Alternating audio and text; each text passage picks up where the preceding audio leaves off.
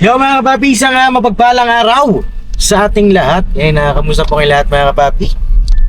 Sana po nasa mabuti kayong kalagayan. At yun mga kapapi, pakisamahan niyo po ako. At tayo po ay magbimisyon ngayong araw na ito. At tayo lang po ang mag-isa mga kapapi. Ayan. Yung mga kagwang po kasi ay may mga kanya-kanya pong mga ginawa ngayong araw. Sila mama naman po ay nag-mission din. At yun, ako po ang mag-isa ngayon. At maya maya, siyempre makakasama na din natin si Jam mga kapapi. Sunduin natin siya. Pero ngayon ay siya po ay nasa work, tayo mag-work din mga kapapi. At yun, papunta po ngayon kala Ate Kayla. At habang tayo ay papunta doon, siyempre, ma-scout din tayo mga kapapi, meron tayong makita na mababanatan. Ngayong araw maswerte siya, di ba? Ayan.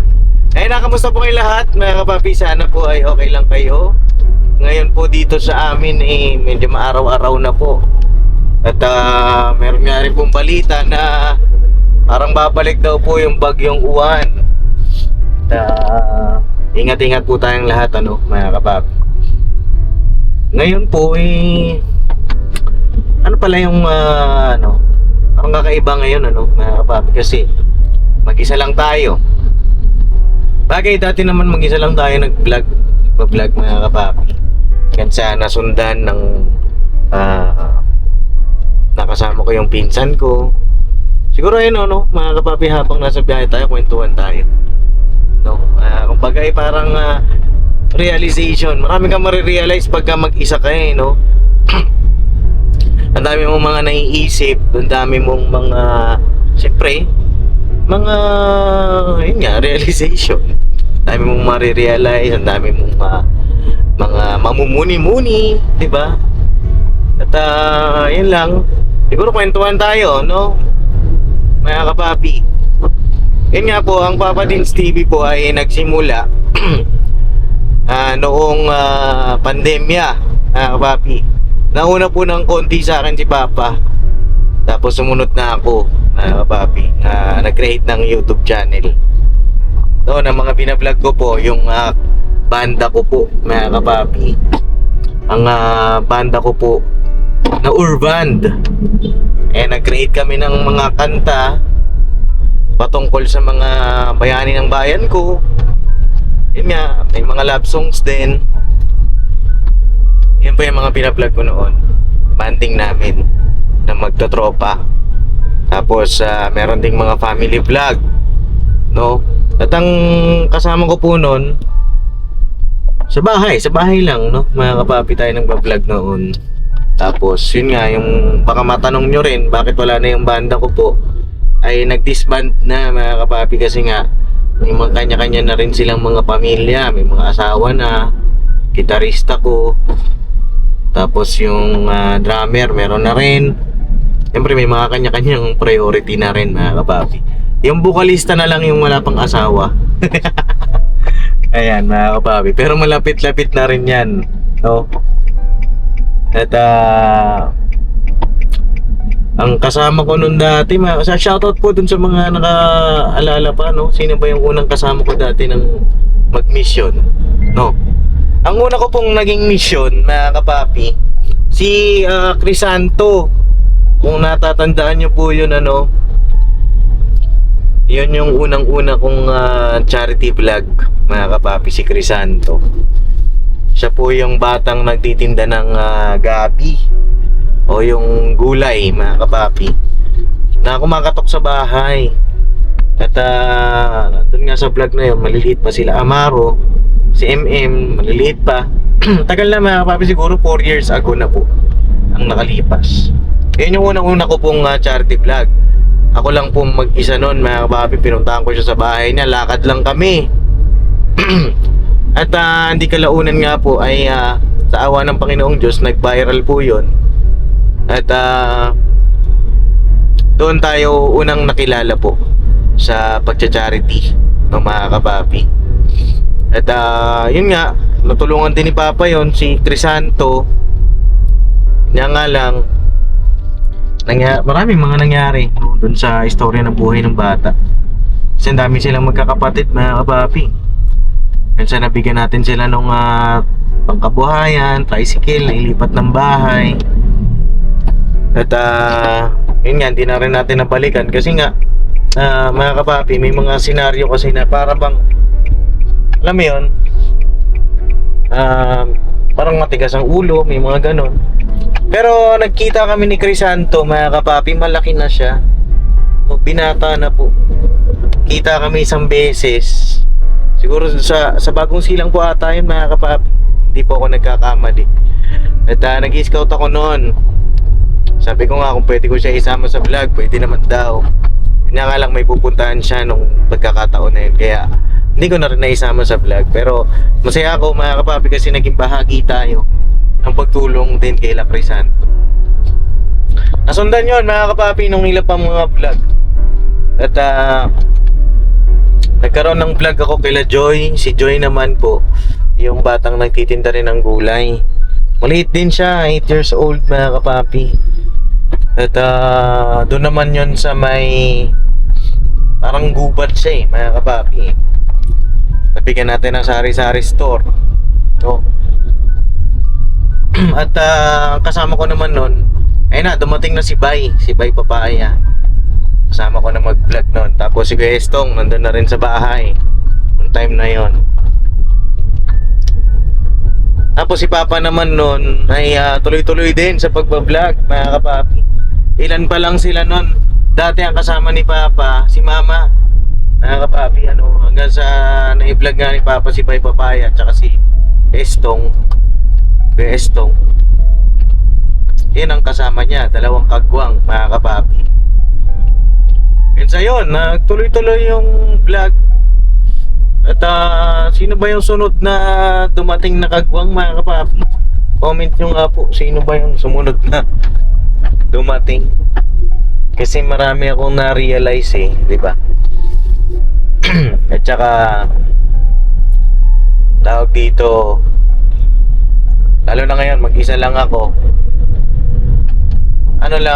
Tawag dito, minsan kasi sa buhay natin, para bang pagka nasanay ka na lagi kang may kasama, parang magiging para bang magiging komportable ka na, oy, may kasama ako, diba? Okay, sige, tara, gawin natin yan kasi may kasama ako, diba? Pero kaya mo naman pala na ikaw lang mag-isa, diba? Parang nung dati, ikaw nga, Papa Dins, diba? Nag-vlog ka, nag-charity vlog ka, ikaw lang mag-isa. Kaya mo naman na mag-isa. Wala naman po kung kung may kasama ka o wala. Sa akin lang ay sa mga nanonood na syempre natatakot na mag-take ng risk sa buhay. Minsan kasi tayo ay napupunta sa comfort zone, no? Nakakapapi. At bago natin ituloy yan, yun nga, sino ba yung sumunod ng kagwang kay Estong at saka kay Bay? Nakakapapi. Kasi ang naaalala ko, si Kuya Buknoy po ata Si Kuya Buknoy nagda-drive na rin sa amin dati. Hanggang sa dumating na ibang mga kagwang. Yan, dami nila mga kapapi. Naabot ata sila ng 8 o 9 na kagwang. Si Kuya Bong, ayan mga kapapi, shout out kay Kuya Bong. Kuya Bong po ay kasalukuyan na hanggang ngayon ay pasaway pa din. Ilang beses na rin yun na pinagsikapan ng ka-business official at ng Papa Dins TV. Pinasok pa nga sa rehab si Kuya Bong. Kanya nga lang wala talaga mga kapapi, pabalik-balik siya doon sa kanyang pangangalakal. Wala namang masama mangalakal Pero kasi dumadating sa punto na pagka mahina ang kalakal, nagbebenta siya ng mga gamit. Di ba? Yan yung alarming po mga kapapi, mga ka-business, sa part ng Kuya Bong. At yun, medyo masikip lang po. Ayan mga kapapi. Ayan, may truck kasi at saka may kotse. So, paano ang gagawin? Paano ang gagawin mo? Tupiin mo na lang siguro, tol, yung iyong side mirror para hindi tumama. Diba? Mga kapapi, natutupi naman yung side mirror Tupiin mo kasi tatama ka, pogi. Yan! Yan, tinupi. Ganun lang yun. Tupiin mo para tumama. Ay, para tumama. Para hindi, ay, wag mo i-open. Yan. Yan, so tayo naman mga kapapi. So, ayun. Ito hindi natutupi yung side mirror. Pero, kasya ba? Kasya ba? Ito. Diretso lang ang gulong. Iyan. O, diba? Ganun lang. Basic lang mga kapapi. Ayun na nga, mga kapapi, balik tayo. May nakalusot na tayo Balik tayo dun sa kwento natin. Kasi nasundan po ng habang ako nagcha-charity noon. Noong time po na yan mga kapapi, nag-ano po ako, nagtatrabaho pa ako. Kasi nga di ba work from home tayo noon. Pumasok yung pandemic. So lahat ng mga IT noon, work from home. Work from home sila. Work from home kami. Kaya nga ang nire-recommend ako palagi na kurso doon sa ating mga scholar, di naman sa pag-ano sa ibang course mga kapapi, IT. Kasi kagaya nun, kapag nagkaroon ng ganong mga senaryo, may work pa din yung mga IT. Kumbaga work from home sila. Di kagaya po nun sa iba, lahat talaga sarado, di ba? Ang bukas nun yung hospital, tapos yung ibang mga shops sarado talaga. Ang mga bukas lang yung mga basic needs, no? Yung mga pagkain. Yan yung mga industry nun Pero yung sa mga engineering o sarado. Kaya naisip ko po na okay din na i-recommend ka doon sa mga bata. Ayun nga, sila Vincent na yung ating naging scholar nga sa college na maganda yung IT. Kasi kahit na ganun, pwede kang magtrabaho sa bahay o sa ibang lugar. Basta't meron kang laptop at internet. So yun mga kapapi, habang ako po nagcha-charity, si Papa rin nagcha-charity noong time na yun. Sobrang sipag ni Papa mga kapapi. Ang dami naming mga natulungan. Dami nating mga natulungan po noong time na yun. Halos araw-araw merong bago. Hindi naman araw-araw, every week may bago tayong mga natutulungan, no? Ang sarap sa puso nung ganun na time.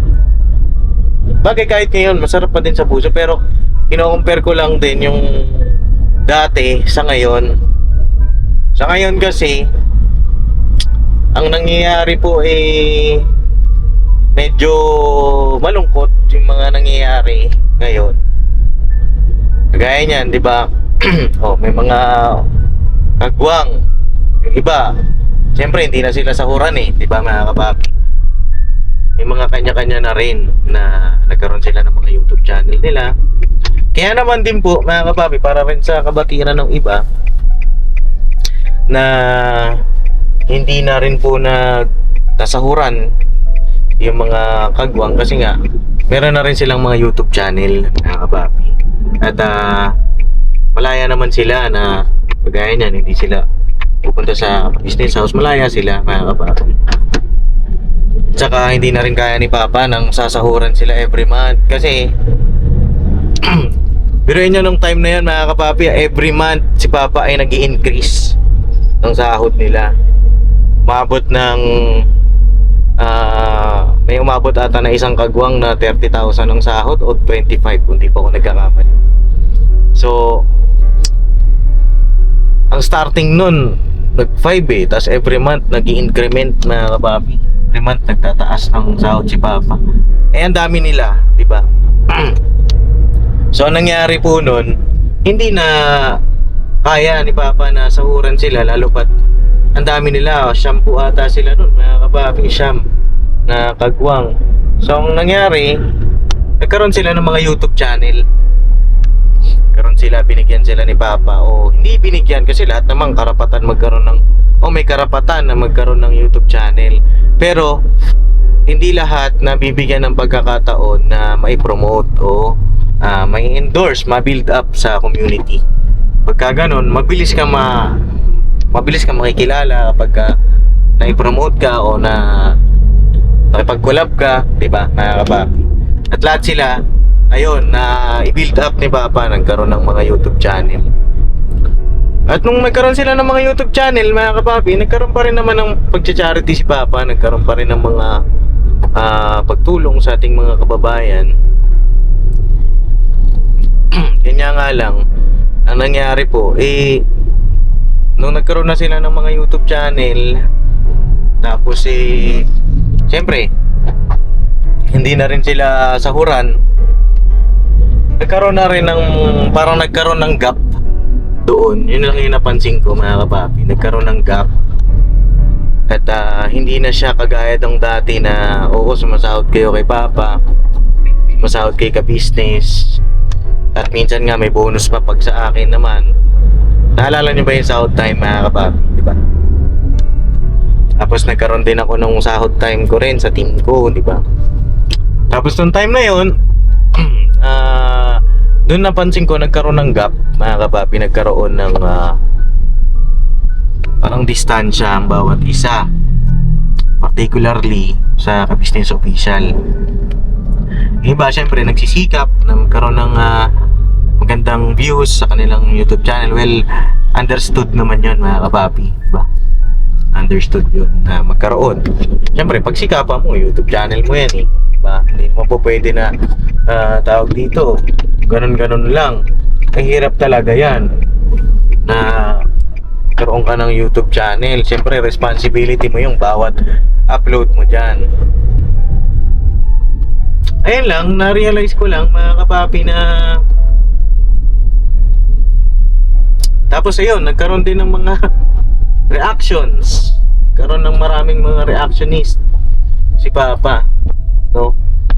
Karoon siya ng mga ka-business reactors. Yan.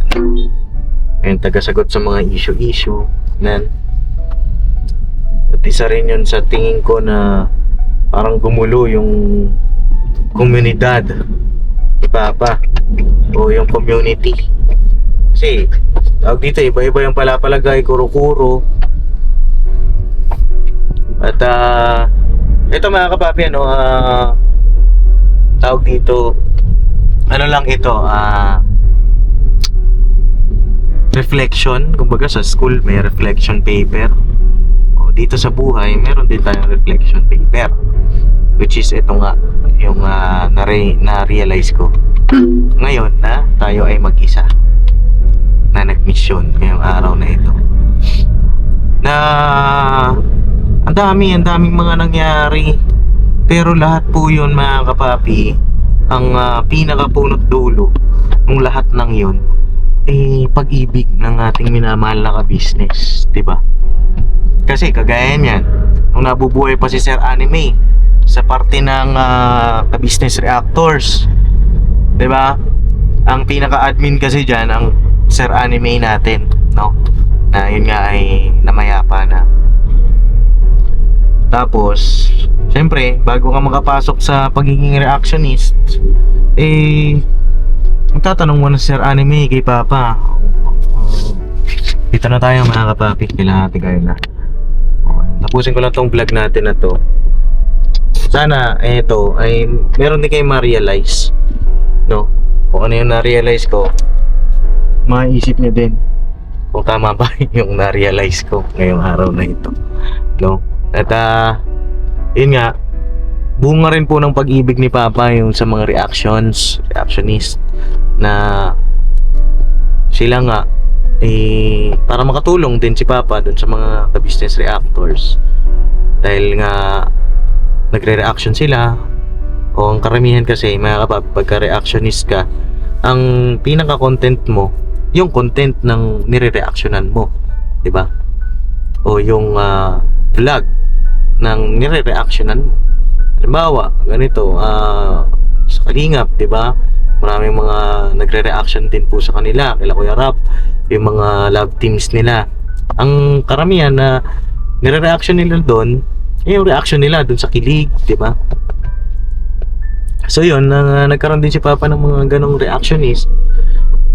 Ang mga nire-reaction na nila yung mga vlog ni Papa. Pero ang nangyari ngayon, nagkaroon kasi ng maraming mga reaction na nagkaroon ng issue patungkol kay Papa. Ayan, gumulo mga kapapi, gumulo yung community ni Papa. So ngayon mga kapapi, karoon din ng mga YouTube channel nga yung mga kagwang. So yung ka-business community noon na ganon, na isa. So nagkaroon sila ng bahagi ngayon, no? Which is okay naman din sa amin ni Papa kasi para makatulong nga din sa mga kagwang. So yung mga blessing na kasi dati mga ka-business, mga kapapi, ano sila under sila ng Papa Deans TV at saka ka-business official, di ba? Beneficiary namin sila. Hanggang ngayon naman beneficiary namin.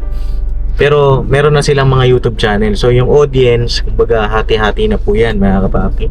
Na dati ganon sa ka-business official at saka sa Papa Deans TV.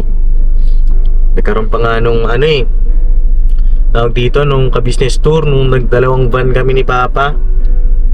Habang ako noon nagda-drive sila, nag-upload na, 'di ba? Mga kapapi, mga ka-business, medyo doon nagkaroon kami ng meeting noon mga kapapi, na kapag ka ganon, syempre ako nagda-drive ako, si Papa rin busy sa pagda-drive, maganda yung mga main channel muna yung mag-upload, which is tama naman kasi syempre, 'di ba? Mga kapapi, paano yung storyline ng main channel, no?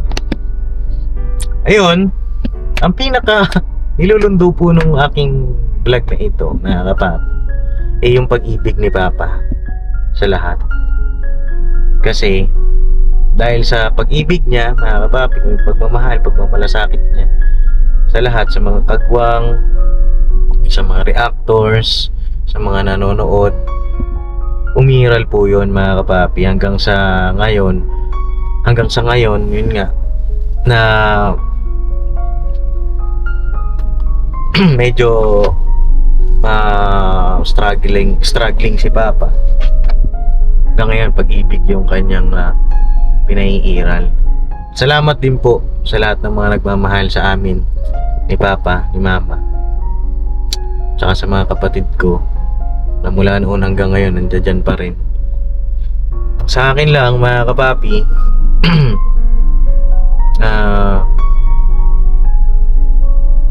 napakadakila ng isang business official. Kasi kundi dahil sa kanya, wala yung mga kilala nyo po sa social media ngayon. Minahal nyo rin hanggang ngayon. At sana patuloy nyo pong mahalin, no, mga kapapi, yung mga kinreate ni Papa na yan, na nandiyan sa social media, kasi para matulungan din sila sa mundo ng YouTube, no, mga ka-business. At syempre, huwag natin kalimutan si Papa, na kung paano yung sakripisyo niya kapag may problema. Isa sa mga kagwang, siya yung sumasalo, siya yung sumasalag. Huwag natin kalimutan yung isang ka-business official, no. Ganun din si Mrs. KB. Syempre, pagkasahod time o may sponsor kayo, lahat transparent na sa sakripisyo si Mama, punta ng remittance, pipila. Yun nga para sa inyo, mga kagwang, para sa pamilya. Ito hindi naman panunumbat, ano lang ito, realization kung paanong minahal kayo ni Mama, nila Papa, no? At wag naman din ipagkamali, syempre, nung iba, o baka mamaya Papa Deans nagpaparinig ka. Hindi po ako nagpaparinig. Ito po ay realization, mga kapapi, ng pagmamahal ni Papa sa lahat ng kanyang mga kinreate o kanyang mga kagwang, no? Kasi si Papa, ang turing niya dyan sa kanilang mga kagwang, mga kapatid niya. o mga nakababatang kapatid o parang anak na rin mga kapapi, kasi si Papa po ay hindi yan nakaranas ng pagmamahal ng totoo niyang kapatid eh. Hindi yan nakaranas nung kuya niya, kasi ano nga po, si Papa mga kapapi, broken family din po yan, kaya naiintindihan niya yung bawat isa, alam niya yung mga pinagdadaanan ng bawat isa, at longing siya na longing siya sa pagmamahal ng kapatid mga kapapi. Kaya ganyan yung pagmamahal niya sa mga yun lang naman mga kapapi. At dito na ako kay Ate Kayla. Siguro kita-kits tayo sa susunod na vlog, ano yung mga magaganap dito.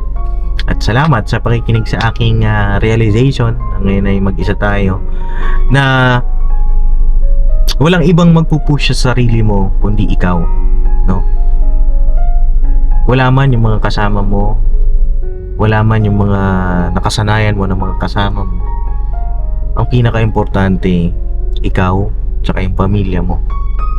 Yun. Kung meron ka mang ini-aim sa buhay, meron ka mang pinapangarap sa buhay, ang pinaka magpupush sa'yo dyan, ikaw, sarili mo mismo, no? Ikaw mismo yung tutulong sa sarili mo, ikaw mismo yung magte-take ng risk para sa pinapangarap mo, 'di ba? Dami naming mga pangarap noon ni Papa na ito nga, lahat ng kagaya nito ng van, lahat ng mga material, lahat 'yon ni law of attraction lang namin ni Papa noon. Na ngayon ito na nga. So ngayon, mga kapapi, para sa akin, kung ano yung nasa isip mo ngayon, kasi parang nasa universe yan, mga kapapi, sabi nga ni Kong TV, 'di ba? Nasa universe yan, kung ano yung nasa isip mo, manifest mo yan, i-attract mo yan, law of attraction mo, yun yung mangyayari sa'yo. So ngayon, kung isipin mo na lagi kang walang pera, sabihin mo, wala nga akong pera eh, di ba? Kung yun lang yun ang sinasabi mo, di ba? Yun yung mangyayari sa'yo, yun yung ma-attract mo. O kung ano yung ina-attract mo, negative energy man yan o positive energy, yun yung lalabas sa sarili. So sa akin lang, kung gusto mo ng pagbabago sa buhay mo, gisingin mo yung sarili mo, no? Gisingin mo na kahit mag-isa ka, kaya mo, di ba? So yun lang mga kapapi, ano? At saludo kay Ka-Business Official pa rin, mga kapapi.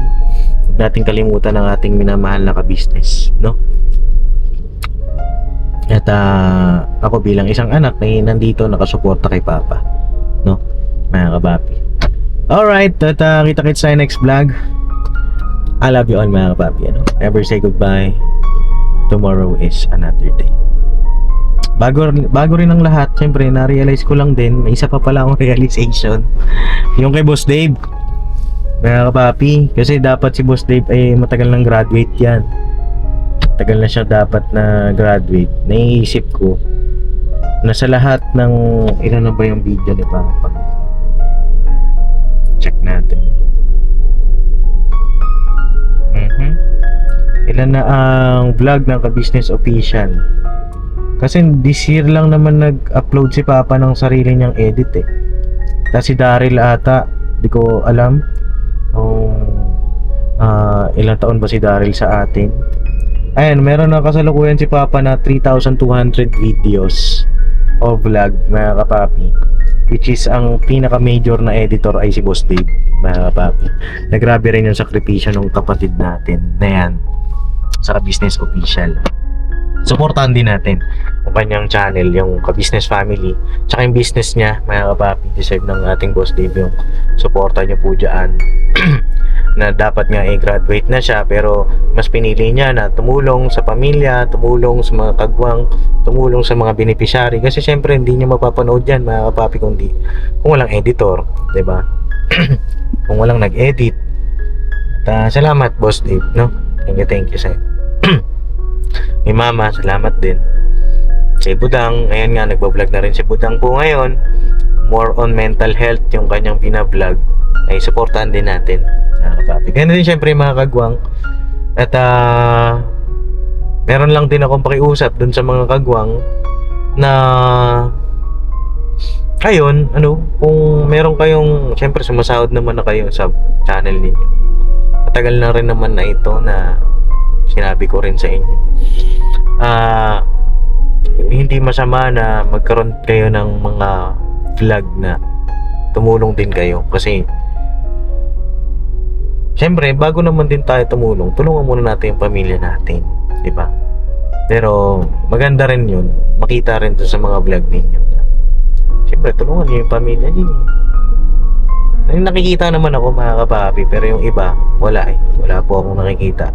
Ganda rin na lahat meron kasi yun naman din ang purpose nyo noon eh. Kaya nga kayo nagkaroon ng mga YouTube channel para makatulong din sa mga kababayan natin. No? Yun lang naman mga kapapi at thank you po sa inyong lahat. Salamat sa inyong pagmamahal. God bless po. Mag-mission na tayo.